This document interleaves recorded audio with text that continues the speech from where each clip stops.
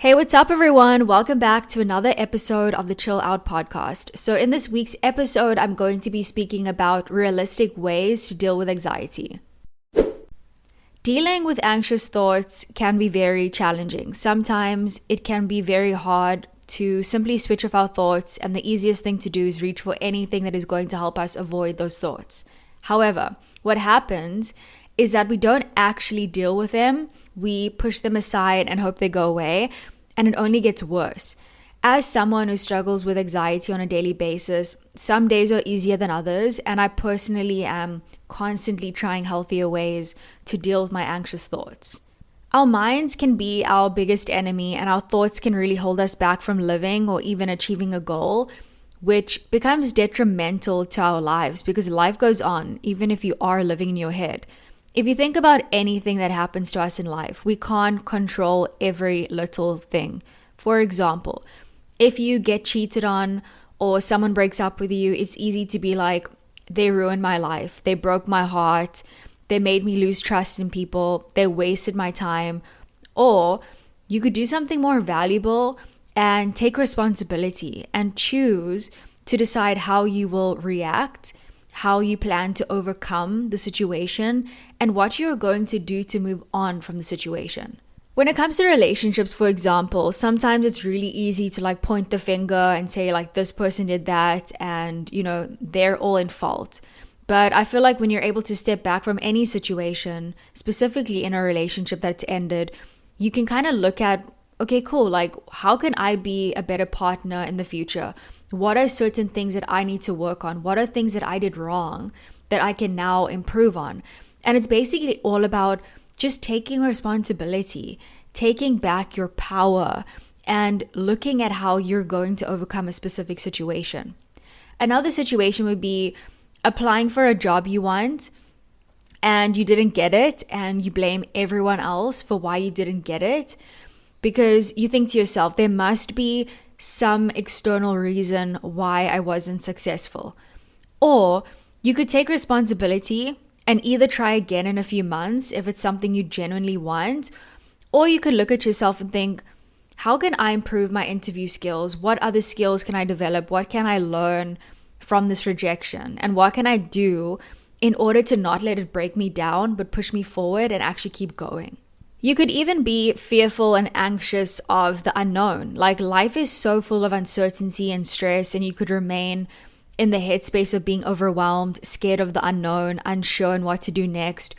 Or you could take responsibility and look at the ways that you can actually start empowering yourself so that you can feel more prepared to handle any situation and to also help you to manage those fearful feelings of the unknown. We can't stop things from happening to us in life, but we can choose how we respond to them. And for me, anxiety is something I will probably struggle with my whole life. All I can do is try my best to navigate through it and manage it to the best of my ability so that it doesn't consume my life. So I wanted to dedicate an episode sharing a few healthy and realistic habits that have worked for me and that have helped me to manage anxious thoughts so much better. The first thing is spending time alone. So I feel like so many people are afraid to be alone. So am I at times. However, I weirdly enjoy my alone time a lot. And because of that, I'm more prone to be picky about who I surround myself with, because if I feel like certain people aren't good for my mental health, I know that I'm able to be by myself. So why would I need people around me who don't make me feel good? I feel like when you are comfortable being by yourself with your own thoughts, you have time to get to know yourself better. You are able to build a stronger relationship with yourself, and you can understand yourself and what you want so much better too. So when I feel anxious, sometimes I just need to put my phone down. I need to go outside, go for a walk, and just block out all of the extra noise and expectations that I may feel. And it helps me to put myself in the present moment, because once you are in this exact present moment that you're in, instead of existing in the past or the future, you are able to find some peace even just for that moment to calm down. There is a saying that says, when you don't know what to do, stand still. The next habit is deep breathing. So when you feel anxious, your breathing often becomes shallow. Deep breathing exercises can really help to calm your nervous system. So try inhaling slowly through your nose, filling your lungs, and then exhaling slowly through your mouth. Repeat this about several times until you're actually able to calm down. But breathing is something we do every day. It's something we can sometimes forget to be grateful for because we breathe without even being conscious of it. However, when you feel stressed, put on a song that you know helps you to calm down and take a few deep breaths and bring your awareness to your breath. And this is why I love yoga so much, because it's slow movements. It allows you to focus on your breath, especially hatha yoga. It's one of my favorites because it helps you to calm down from within. Meditation is also something that has helped me a lot, especially a guided one, because if you struggle to silence your thoughts and your mind is like racing constantly, meditation helps you to focus on one thing at a time and kind of take your focus away of what's bothering you and take you to a place of finding some calmness and peace. It provides you with a sense of perspective. And when you are much calmer, you are able to navigate a situation with way more clarity. The third habit is going to the gym. So working out for me has truly changed my life in terms of slowly improving my mental health. For me, I'm not necessarily focusing on the external, superficial aspect of how I'm going to look, but how I'm going to feel afterwards. And that motivates me so much more. So when you experience hard situations in life, which you will, what physical exercise does is it pushes you to your limit. It trains your brain to be stronger mentally, and it proves to you what you are capable of achieving and overcoming. It provides you with mental strength that will help you through those stressful times, and it gives you a positive outlook to use when you need to release some stress and feel good and feel empowered. And it helps me a lot when I feel anxious and overwhelmed. And it's also proven to improve like your overall mood. Like you just feel good. Those endorphins are like working overtime. You're really enjoying yourself. After the workout, you feel really good. So physical exercise has so many great benefits and I just love it. So this is one of the examples of taking responsibility for your own life and choosing healthier habits to help you overcome stressful times instead of relying on alcohol and drugs and prescription pills to make you feel better. Be strong enough to face your challenges head on, even if it's painful to do. The next habit is limiting my caffeine intake. So I love coffee in the mornings, guys. I love a good iced coffee too. I love going for coffee. It's my favorite thing. But what I know is that sometimes it's not the best idea. And if I know I have things I need to do in my day and I feel like I need an energy boost, I like to have a coffee to get me going. However, I've learned to listen to my body. So, for example, if I don't feel overly tired on a specific day, I try and have some green tea or ginger tea or a matcha if I'm feeling fancy. Okay, if I'm feeling fancy, I'll have a matcha. So that I can have because it's a slower release of energy. Because I've found for myself personally that when I'm feeling anxious and I'm feeling overwhelmed, coffee, it only encourages those feelings instead of helping me relax. So there will be days when I try to not consume coffee at all, and it really does help me to feel less anxious.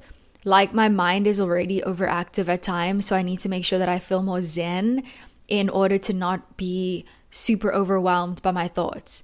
So first of all, if you haven't tried matcha, you have no idea what you're missing out on, okay? If you're a green tea fan, it's basically like a green tea latte. It's absolutely amazing. And I tend to overhype things, but matcha really tastes good, okay? It's an experience. And it gives me the right amount of energy for my day to get stuff done and still feel good and relaxed. So we are all out here just trying to achieve our goals and enjoy life at the same time. So just make sure that, you're doing your body a service and you're taking care of it, you're listening to it, and you're doing what's best for you. The last habit is focus on what you can control. So often we become super anxious and overwhelmed because we fixate on the things that are totally out of our control.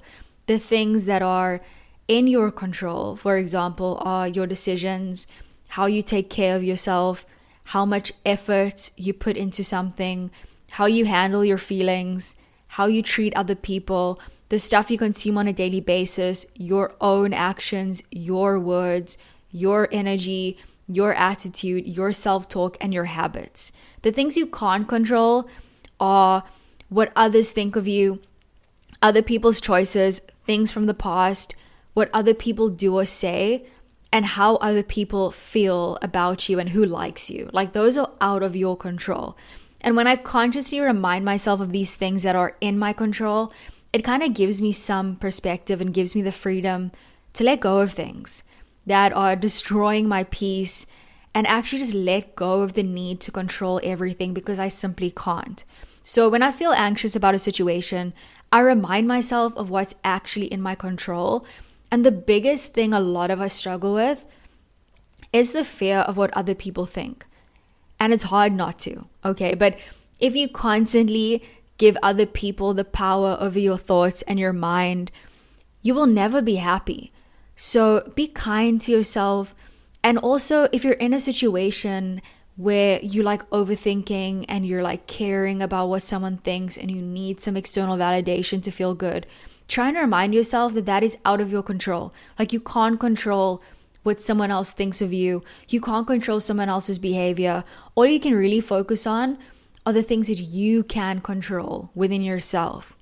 If you feel like really alone sometimes with your thoughts and it gets dark, I would suggest talking to someone you trust about what you are experiencing, because it can be healthy to share your thoughts and emotions with someone else so that you feel less alone and more supported, because it will be okay. And sometimes it's really good to share what you're feeling with someone that really cares about you and wants to listen to you and wants to help you. So sometimes that can be such a good release when you are like in your head all the time and like overthinking and just like your mind is racing. If your anxiety persists and impacts your life in a really bad way, I would always recommend speaking to a professional. However, I hope the habits I've shared with you in this episode helps you in some way to feel less alone and more aware of what to do when you are feeling anxious about life. Because all I gotta say is like, things will be okay. Like, there are gonna be times where you don't feel great, where you're like overthinking, where you're super anxious and overwhelmed and stressed out, but you kind of just have to focus on those simple and realistic things you can do on a daily basis to feel good and to find some peace in the moment. As always, I love hanging out with you. So new episodes every Wednesday. Also, check out my YouTube channel, like, comment, share, subscribe, all of those good things. I also have a book. It's called Bright Days Ahead. It is available on Amazon, so check that out. And I will see you guys soon. Like, we'll hang out soon, okay? Have a great week. I love you. Ciao.